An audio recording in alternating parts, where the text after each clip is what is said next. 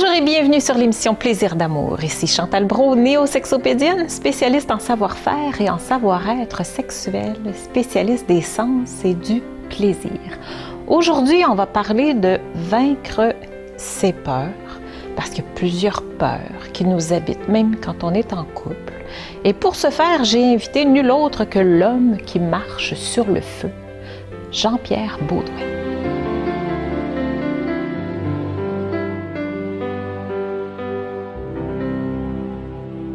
Bonjour et bienvenue, Jean-Pierre. Bien, bonjour, puis merci beaucoup de ton accueil extraordinaire. Écoute, c'est un honneur de recevoir l'homme qui marche sur le feu. Eh oui, c'est chaud. Cette émission flamboyante des plaisirs d'amour. Hein? Ça fait chaud au cœur. C'est très chaud au cœur. Oui. Écoute, je t'ai choisi parce que, à mon sens, c'est sûr que tu es la personne idéale pour venir nous parler du sujet d'aujourd'hui qui est de vaincre ses peurs. Hein? Tu en as fait ta vie, tu en as fait vraiment ton champ de bataille, mais si tu as choisi ça, je suppose que c'est pour une raison. Tu as un vécu en arrière de ça particulier. J'aimerais que tu nous expliques d'où ça vient, quelle a été la décision décisive, comment est-ce que tu en es arrivé aujourd'hui à consacrer ta vie ou à peu près là, à vaincre ses peurs. Pour faire une histoire très courte mais très importante, le 1er juillet 2013, j'ai appris qu'il me restait 6 mois à vivre. Et j'ai décidé de vivre. J'ai décidé de prendre la décision de vivre. Et j'ai passé au travers d'une opération à cœur ouvert qui devait durer 3 heures, qui en a duré 9 heures. Et j'en suis sorti transformé de cette épreuve-là. Et suite à ça, j'ai décidé de devenir coach, auteur et conférencier. Et comme ça. Oui, vraiment. Tu te passes proche de la mort, puis là, la première chose qui te vient à l'esprit, tu veux devenir coach, auteur, conférencier. Oui, parce que la vie m'a donné une deuxième chance. C'est un wake-up call de la vie. J'avais une vie très mouvementée avant. Je viens du milieu du spectacle, donc je vivais le rock and roll, way of life. Donc j'étais très intense comme personne. Je le suis encore, mais différemment.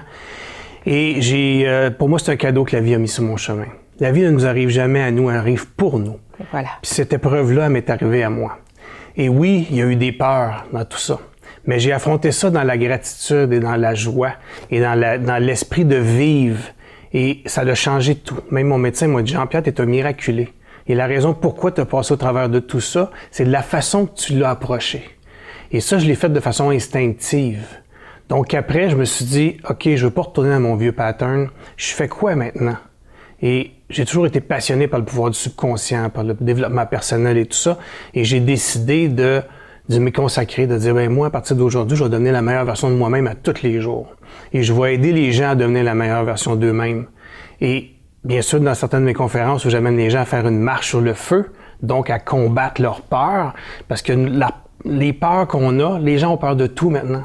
Et les médias nous font peur pour plein de choses inutiles. Et je pense que c'est la plus grosse chose qu'on doit gagner, c'est le droit de surpasser nos peurs. Mais pourquoi avoir choisi principalement les peurs? Tu sais, conférencier, OK, auteur, hein, mais pourquoi sur la peur? Bien, la peur, c'est un des éléments les plus puissants qui nous empêche, lorsqu'on a peur, de devenir la personne qu'on devrait devenir. Donc, si on veut devenir la meilleure version de soi-même, il faut faire face à nos peurs. Il faut transpercer la membrane de nos peurs. Et parce que je dis toujours, la meilleure chose, le plus important, c'est d'être dans un bon état d'esprit, de comprendre le sens qu'on donne des événements qui nous arrivent, de comprendre nos croyances. Mais au bout de tout ça, il y a toujours les peurs. Fait que les peurs, pour moi, c'est un moment clé et j'aime le traiter de façon extraordinaire avec une marche sur le feu parce que tu t'en souviens physiquement toute ta vie. Puis une fois que tu as réussi à transpercer une peur comme ça, d'aller plus loin que ça, mais tu peux t'en servir toute ta vie après ça, le pattern que tu as compris comment on fait pour dépasser ces peurs. Mais ce pattern-là, après ça, il nous sert à tous les jours de notre vie. Et ça, je trouve ça très, très puissant. Puis les commentaires des gens après les conférences que je reçois me touchent tellement que je suis loin d'arrêter de faire ça. Puis tu as ta petite touche un petit peu théâtrale. Hein? Tu viens du monde du spectacle, ouais. Tu viens du monde un petit peu showbiz et tout. Fait que ta conférence, c'est quasiment un show aussi, là. Bien, j'essaie pour moi, c'est très important de toucher les sens des gens. Donc, je leur fais faire des exercices pour essayer de toucher leurs différents sens parce qu'on apprend beaucoup mieux et on se souvient surtout beaucoup plus quand on apprend en étant stimulé, que nos sens soient stimulés. Qu'il y ait Donc, une empreinte émotionnelle. une empreinte émotionnelle. Fait que la musique, je fais bouger les gens, je fais faire des exercices physiques. Et bien sûr, l'ultime épreuve, c'est la marche sur le feu. Il n'y a pas personne qui vont venir à mes conférences qui vont pouvoir dire dans 20 ans, est-ce que j'ai déjà marché sur le feu ou pas? C'est une chose que tu restes imprégné pour le restant de tes jours. Donc, c'est une métaphore très, très forte et qui te touche profondément au niveau émotionnel. Et c'est pour ça que j'adore faire ça comme ça. Et dans ma conférence, je compte aussi beaucoup plus en détail ce qui m'est arrivé dans ma vie, comment j'en suis devenu qui je suis aujourd'hui et les étapes que j'utilise pour devenir la meilleure version de moi-même à tous les jours et que je partage avec les gens. Si on parle de vaincre ses peurs aujourd'hui, OK, on est dans plaisir d'amour. On est dans une émission où on essaie de parler des plaisirs de l'amour face au couple. Pourquoi est-ce qu'on parle de peur aujourd'hui? C'est parce que, premièrement, si j'ai peur, ça se transpose aussi dans ma relation de couple. C'est clair. On a plein de peurs. Toutes sortes de peurs.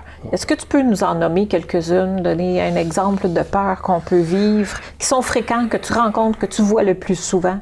La peur de ne pas être aimé. La peur de ne pas être aimé. C'est une des plus grandes peurs.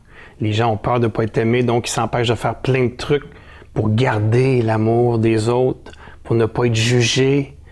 Mais c'est tellement dangereux de faire ça comme ça. Et les gens n'osent pas aller faire plein de trucs par peur de perdre l'amour des autres. Peur de perdre. Peur de ne pas être aimé. Peur de blesser. D'être jugé. Peur d'être jugé. Peur d'être jugé. La peur de jugement puis la peur de l'amour, je pense, c'est les plus grands. C'est deux très grandes peurs qui ont un impact énorme dans les relations de couple. Parce que si on a peur d'être aimé, on va faire des trucs qu'on ne devrait pas faire en relation. Il faut affronter nos peurs en relation. Il faut communiquer, il faut avoir le respect. Comment qu'on fait ça? Comment qu'on fait ça? Mais il faut adresser nos choses. Il faut adresser nos choses. C'est aussi simple que ça. Je pense que les gens n'osent pas adresser les problèmes, n'osent pas discuter des vraies choses. Gagner le respect des autres, c'est aussi discuter et de dire et d'adresser ce qui ne fait pas notre affaire. Et on ne perd pas l'amour des gens parce qu'on est sincère. Au contraire, on gagne le respect des gens pour toujours. Donc, en amour, c'est la même affaire. En relation de couple, il faut être responsable. Il faut oser discuter. Il faut oser amener les problèmes. Il faut amener les discussions. Et notre amour mutuel grandit à ce temps-là. Mais si j'ai peur de m'exprimer, si j'ai peur justement de verbaliser ce que je vis, j'étais un peu pognée, là. Oui, mais il faut que tu apprennes à gérer ton état d'esprit. Puis si on fait attention, c'est ça que j'apprends beaucoup aux gens. Souvent, c'est une question d'état d'esprit. Donc, l'état d'esprit est toujours contrôlé par trois choses. C'est notre physiologie, la façon qu'on bouge. Fait que si on arrive pour discuter devant quelqu'un, il faut arriver de façon physiologiquement forte et solide. On ne peut pas arriver et dire « Ouais, j'aimerais peut-être te discuter ». Tu perds le pouvoir de pouvoir... La posture. La posture. Le focuser sur le fait que cette discussion-là va nous permettre de grandir ensemble. On peut permettre de me sentir mieux, puis de focusser sur... Ça va nous amener une solution, pas nécessairement un problème. Les gens se focusent toujours sur les affaires négatives. Blâment les autres, on se trouve des excuses. Et là, on vient avec les croyances limitatives, là, parce que bon, ben, je peux pas faire ça parce que quand j'étais jeune, moi, j'ai vu mon oncle frapper sa femme, puis là, peut-être que là, des vieilles croyances qu'on dit qu'une femme ou l'homme peut pas discuter parce que là, arrêtez, là. C'est du passé, vous êtes qui aujourd'hui? Et vous avez le droit, et vous avez surtout le droit d'être la meilleure version de vous-même. Et c'est important de décider. C'est des moments de décision qu'on établit notre destin, qu'on dessine notre destin. Et c'est dans les moments où on prend les décisions ou où on les prend pas. Ou on les prend pas. On a toujours le choix, hein? C'est ça. C'est toujours le choix de le prendre ou de le prendre pas. Quand on le prend pas, on dessine également notre destin. Mais malgré nous, et d'une façon qui, au bout de la ligne, on ne sera pas gagnant. Personne. Parce qu'une relation humaine doit être d'égal à égal et doit être dans la communication. Tout se joue dans la communication. Donc, moi, je pense que c'est aussi d'apprendre à faire face à ces peurs-là, puis d'apprendre à discuter, adresser les problèmes un à un. Puis, plus qu'on le fait, plus ça devient facile. Moi, je dis toujours « build on success ». Plus que tu le fais, des fois, tu commences des petits trucs, puis tu fais des petites affaires tout petits, mais tout un par-dessus l'autre. Ça devient des grands changements. Quand on effectue des petits changements de façon continue, On fait des grands changements dans notre vie. Donc, les gens qui ont plus de problèmes, commencez par des petits trucs. Commencez par exprimer des choses moins importantes, entre guillemets, pour commencer. Puis prenez confiance en vous. Bâtissez votre propre confiance. Mais ayez confiance en vous, puis ayez confiance en la vie. On est là, on a une bouche pour s'exprimer. Tu abordes justement les problèmes, les épreuves d'une façon particulière. Ouais. Okay? J'aime beaucoup l'image que tu apportes. Présente-nous-le. Dans ta dernière conférence, justement, que j'ai vue récemment, tu expliquais la différence, là, comment voir l'épreuve.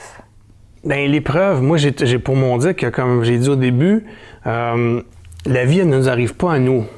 Elle nous arrive pour nous. Même les pires épreuves, même les pires douleurs de la vie. C'est des cadeaux que la vie met sur notre chemin. Puis c'est dans les épreuves qu'on devient une meilleure version de nous-mêmes. On grandit pas quand il nous arrive rien.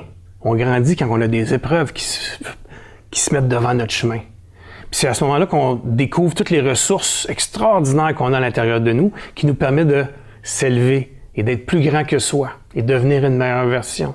C'est toujours dans ces états-là qu'on est meilleur, qu'on devient meilleur, qu'on change. Puis j'ai toujours pour mon dire que dans chaque femme, il y a une Wonder Woman, puis dans chaque homme, il y a un Superman. Puis c'est au moment où il arrive d'une épreuve devant lui qu'il découvre les ressources qu'il a pour devenir Superman ou Wonder Woman. C'est comme ça se passe aussi dans nos films. On a-tu besoin d'arriver justement à un extrême pour commencer à faire quelque chose? T'sais? Non, je dis surtout aux gens, attendez donc pas à l'extrême. Moi, j'ai attendu à l'extrême, pensez pas que je vais mourir pour pouvoir découvrir tout ça. Là, je vous montre, vous avez un cadeau, là, prenez-le tout de suite, puis décidez tout de suite. Mais apprenez des épreuves. Si on voit chacune des épreuves qui nous arrivent dans notre vie comme des cadeaux, la plus petite ou la plus grande, et des façons d'apprendre quelque chose, ça change toute la notion de la vie. Ça change toute la façon de voir la vie et de grandir. Donc, prenez le temps de regarder ce qui vous arrive. Puis, c'est quoi la leçon, le message en arrière de ça qui vous permet, vous, de grandir? C'est pas toujours facile de voir le message, comme tu dis, en arrière d'une épreuve. C'est quand il nous arrive quelque chose de pas agréable, on est porté à faire « bon, c'est ça Ouais. ». Comment ça se fait que ça m'arrive à moi? Hein? On a le choix de la réaction, de comment est-ce qu'on va réagir face à ça. Ouais. Toi, tu le présentes d'une façon plus comme une opportunité. Mais c'est une opportunité. Puis le sens qu'on donne aux événements qui nous arrivent détermine la qualité de notre vie. Le sens qu'on donne aux événements qui nous arrivent détermine la qualité de notre vie. Va déterminer la qualité de notre vie. J'aime beaucoup cette phrase. Et la façon qu'on donne le sens, c'est beaucoup par les questions qu'on se pose. Donc, tout à l'heure, tu disais, pourquoi ça m'arrive encore à moi? Si vous changez votre question par qu'est-ce que je peux apprendre de ça? Comment je peux me servir de ça pour devenir une meilleure version de moi-même? C'est quoi le cadeau qui est caché derrière ça? Vous allez avoir de meilleures réponses. Meilleures questions, meilleures réponses. Si tu te poses la question pourquoi ça m'arrive toujours à moi, on va trouver des raisons pour te convaincre que ça arrive toujours à toi, puis que tu as raison, ça arrive toujours à toi. Si tu te poses la question à savoir qu'est-ce que je peux apprendre de ça, comment je peux grandir avec ça, mais tu vas trouver des réponses à ta question positives, ouvertes, et non pas fermées, parce que les gens souvent se posent des questions fermées. Si on donne un exemple de ça. Bien, un exemple que je trouve très frappant, puis qu'on voit souvent, les gens disent « Pourquoi je ne suis pas capable de perdre du poids? » Bien, les réponses que tu vas trouver à te poser une question comme ça, c'est des réponses qui vont répondre à ta question. Pourquoi tu n'es pas capable de perdre du poids? Parce que tu manges trop, parce que tu ne fais pas d'exercice, etc., etc. La puissance des mots. La puissance des mots et des questions. Et ton subconscient, lui, il travaille toujours à trouver la réponse à tes questions. Si tu lui poses une question comme ça, avant de te coucher en plus, il va travailler toute la nuit à essayer de trouver la raison pourquoi tu n'es pas capable. Fait qu'il va trouver pourquoi tu n'es pas capable. Oui, mais c'est ça que tu as demandé. C'est constructif. Tu as demandé pourquoi je ne suis pas capable. Oui. Allons-y vers l'ouverture. Comment je peux faire pour atteindre mon poids santé dans la joie? Qu'est-ce que je peux faire? Qu'est-ce que je peux faire vers l'ouverture? Toute la différence est là. Parce que notre cerveau, l'être humain est fait comme ça. Il essaie de répondre aux questions qu'on lui pose. Mais il faut lui poser les bonnes questions. Si on revient à la marche sur le feu, oui. Okay, tu te sers de la marche sur le feu pour aider les gens à vraiment dépasser, surpasser, vaincre leur peur. Oui. Pourquoi tu as décidé de choisir le feu principalement? Puis c'est quoi un peu ta démarche qui mène les gens vers la recette finalement, là, qui va nous aider à vaincre nos peurs? Bien, Première raison, le feu, c'est parce que la métaphore est très, très forte. Et j'amène les gens en conférence à comprendre comment maîtriser leur état d'esprit. Comment on fait pour maîtriser notre état d'esprit? Parce que quand on est dans un bon état d'esprit, on peut faire beaucoup plus de choses et on est beaucoup plus positif, on est beaucoup plus performant dans tous les sens du terme. Donc, il faut commencer par contrôler nos émotions puis notre état d'esprit. Fait que je commence par leur expliquer tout ça. Et après ça, on parle des croyances limitatives. Et pourquoi le feu? Parce qu'une de nos plus grandes croyances limitatives, c'est ne touche pas au feu. Depuis qu'on est sodo, qu'on se fait dire touche pas au feu, tu vas te brûler, c'est chaud. Donc, les gens ont une croyance limitative très forte par rapport au feu. Mais c'est pas fou non plus. C'est pas fou non plus. Mais c'est pour ça que je me sers de ça, pour après ça les amener à dépasser puis mettre le pied dessus. Puis après ça, je les amène à dire, OK, comment on fait pour transpercer la membrane de nos peurs? Et on a tous peur du feu, parce que le feu, on l'a vu dans des images de guerre, d'accidents, des affaires spectaculaires, où aussi il y a du danger. Donc, le feu, pour nous, c'est danger. On ne va pas jouer avec du feu, à part moi. Il y a quand même un réel danger. Il y a un réel danger, mais il y a bien des sûr. circonstances atténuantes. Mais si on est capable de maîtriser notre état d'esprit, de contrôler notre croyance limitative, puis de surpasser nos peurs, mais j'amène les gens à surpasser leurs peurs puis à faire une marche sur le feu sur un tapis de braise à 1200 degrés sans se brûler. Donc, à démontrer la puissance de l'esprit, à quelque part. La puissance de nos croyances. Beaucoup. C'est beaucoup nos croyances qui nous amènent à le faire. Et les gens, souvent, arrivent là, en conférence. 50% des gens qui viennent disent qu'ils ne veulent pas faire la marche sur le feu, puis c'est bien correct. Il y a 4 heures de conférence, 4 heures de contenu, super intéressant. Puis après ça dure 10 secondes la marche. Fait que si tu veux pas la faire, great, pas de problème. Mais 99,9% des gens qui viennent, ils font. Fait que les 50% qui veulent pas le faire, finalement, ils veulent le faire. Finissent par le faire. Ouais, parce qu'ils ont compris, l'énergie du groupe est là, ils ont compris comment je leur expliquais tout ça. Je les ai sûrement convaincus.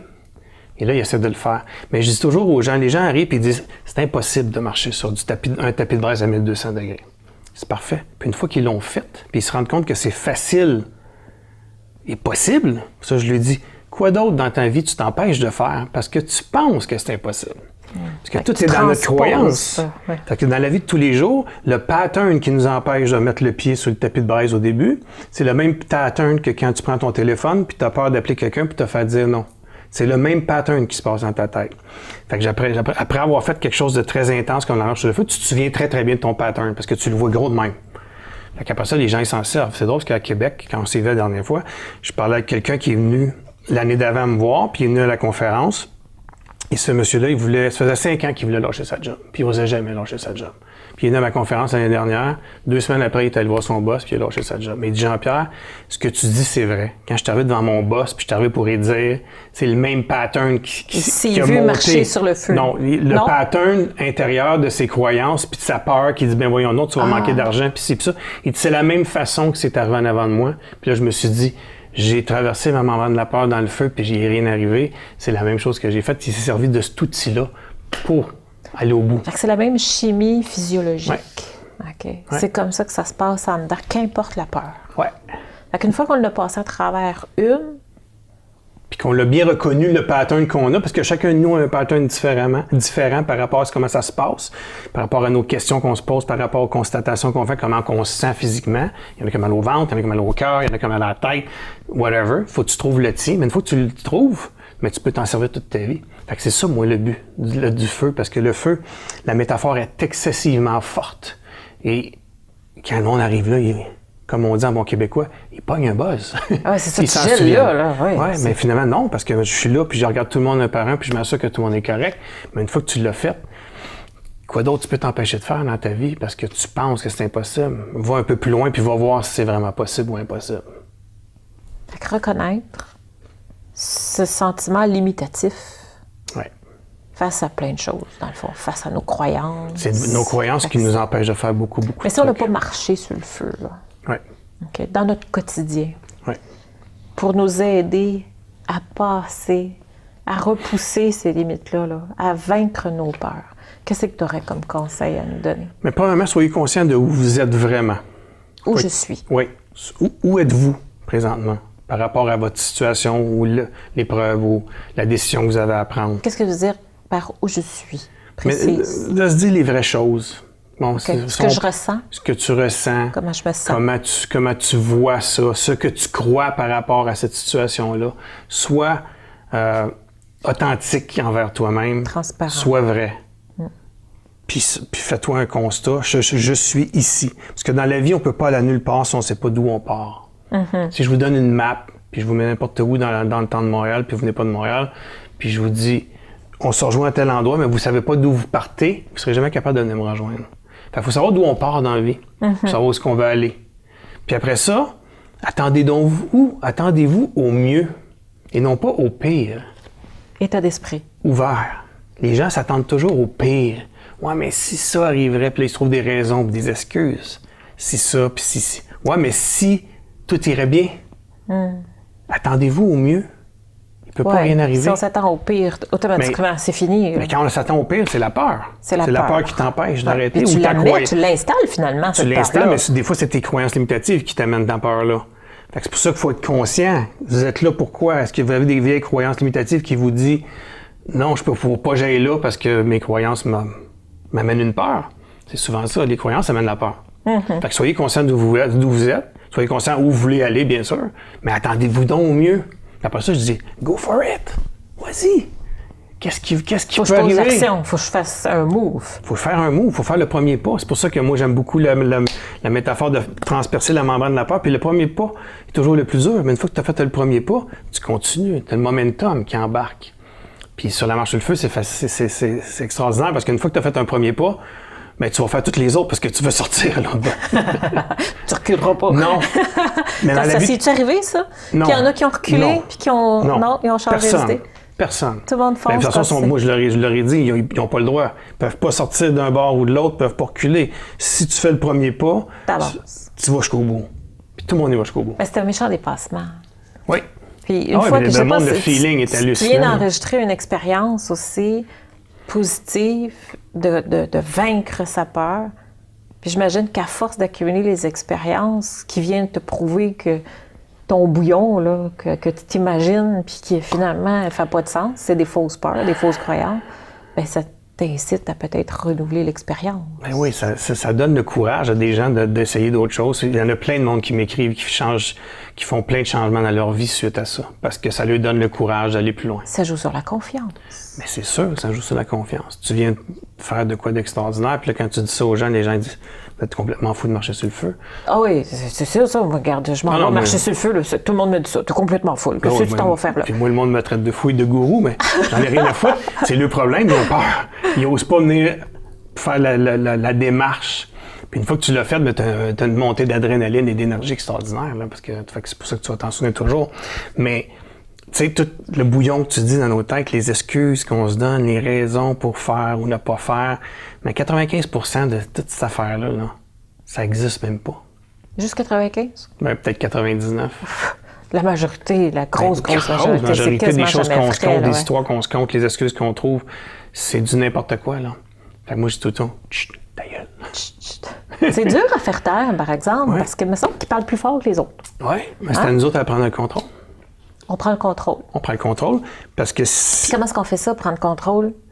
Mais de décider.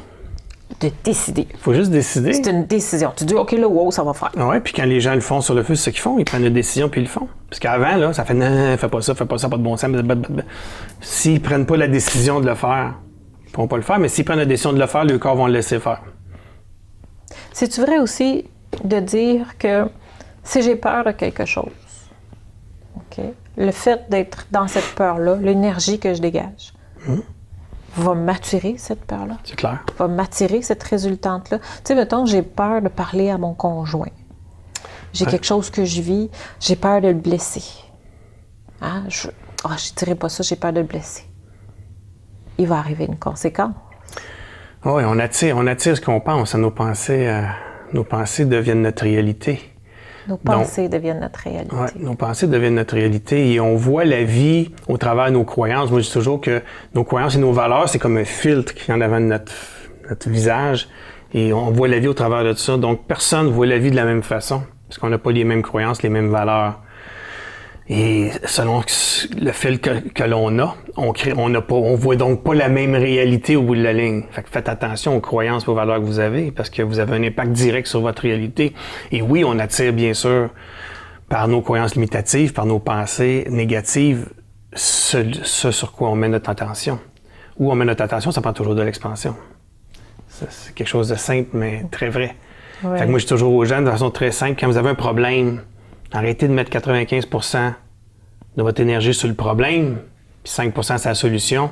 Faites donc le contraire. Mettez 95% de votre énergie sur la solution, puis 5% sur le problème. Vous allez voir que c'est bien plus de chances de gagner. Ça ressemble à la loi de l'attraction, ça. Bien, c'est carrément ça. C'est carrément ça parce que on est fait d'énergie. On dégage de l'énergie.